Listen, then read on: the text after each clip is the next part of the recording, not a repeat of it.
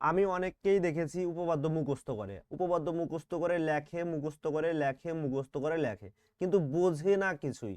পরবর্তীতে কি হয়, যে দেখা গেল যে 2 মাস 3 মাস পরে সেই উপপাদ্য ভুলে যাচ্ছে, এবং সেই উপপাদ্য ভুলে যাওয়ার পরে যে অঙ্কগুলো থাকে উপপাদ্য থেকে, সেই অঙ্কগুলোও কমপ্লিট করতে পারে না। সুতরাং আমি আজকে এই ভিডিওর মাধ্যমে তোমাদের আবারও সুন্দর করে বুঝিয়ে দেব যে উপপাদ্য মুখস্থ কোনো দিনও নয়। জাস্ট একবার উপপাদ্য দেখবে, বুঝবে, নিজের ভাষায় লিখে লিখে দিয়ে আসবে। 5 নাম্বার থেকে তোমাকে কেউ আটকাতে পারবে না। ঠিক আছে, চলো দেখো। এর আগের উপপাদ্য 32 নম্বর কমপ্লিট করেছি খুব সহজভাবে। সেখানে আমরা আরো বিশ্লেষণ করে দিয়েছি যে জ্যা কাকে বলে, ব্যাস কাকে বলে, কেন্দ্রগামী বিন্দু কাকে বলে, সরলরেখা কাকে বলে, হ্যাঁ, ব্যাসার্ধ কাকে বলে, পরিধি কাকে বলে, সমদ্বিখণ্ডিত কাকে, কি জিনিস, এই সব কিছু আমরা এর আগের ভিডিওতে দিয়েছি। যারা দেখোনি দেখে আসো।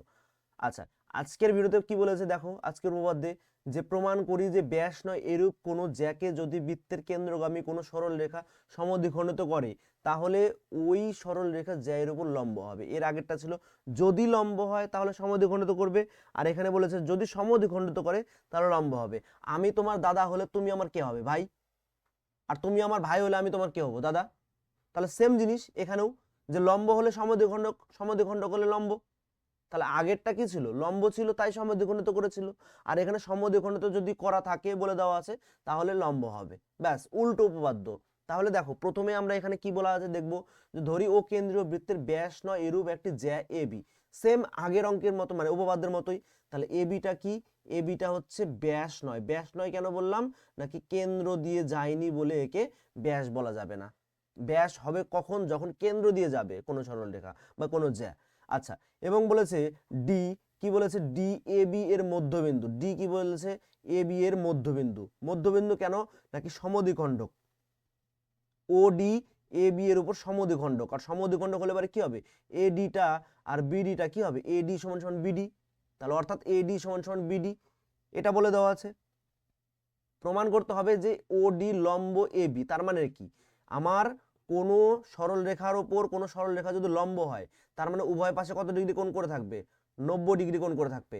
তাহলে আমি যদি কোনো সরল রেখাকে কোনো সরল রেখার উপর লম্ব প্রমাণ করতে যাই, তাহলে আমাকে কি প্রমাণ করতে হবে? যে উভয় পাশে কত ডিগ্রি কোণ করে আছে? 90 ডিগ্রি কোণ করে আছে। ঠিক আছে, এই কোণটাই আমাকে প্রমাণ করতে হবে। তো চলো, যেহেতু এ বি এর উপর লম্ব বলে দিয়েছে, কি ও ডি লম্ব এ বি, অর্থাৎ এটা প্রমাণ করতে হবে। এটা কি প্রমাণ করতে হবে? যে লম্ব প্রমাণ করতে হবে। আচ্ছা, এবার অঙ্কন দেখো। ও কেন্দ্র থেকে এ বি এর উপরে এ বি, সরি, ও কেন্দ্র থেকে এ বিন্দু এবং ও কেন্দ্র থেকে বি বিন্দু, অর্থাৎ ও বি এবং ও এ অঙ্কন করেছে, যুক্ত করে দিয়েছে। তাহলে যুক্ত করার পরে কয়টা ত্রিভুজ উৎপন্ন হয়েছে? যুক্ত করার ফলে দুটো ত্রিভুজ উৎপন্ন হয়েছে। একটা হচ্ছে এ ও ডি, একটা হচ্ছে এ ও ডি, এবং একটা হচ্ছে বি ও ডি। তাহলে এই ত্রিভুজ আর এই ত্রিভুজের মধ্যে এই বাহুটা কি? এই বাহুটা এই বৃত্তেরই একটা ব্যাসার্ধ। আর এই বৃত্তটা এটা কি হবে? এই বৃত্তেরই একটা ব্যাসার্ধ। তাহলে এই দুটো কি হবে? একই বৃত্তের ব্যাসার্ধ সমান হলো এই দুটো ত্রিভুজ থেকে। আচ্ছা, এডি সমান সমান বিডি। এডি সমান সমান বিডি প্রমাণ বলেই দেওয়া ছিল, মানে প্রদত্ততে বলেই দেওয়া ছিল যে এই দুটো বাহু কি হবে? সমান। অর্থাৎ এই যে এডি এবং বিডিটা সমান। আচ্ছা, যেহেতু ডি হচ্ছে এবি মধ্যবিন্দু, একই ব্যাপার। আচ্ছা, ওডিটা কি? সাধারণ বাহু। ওডিটা কি?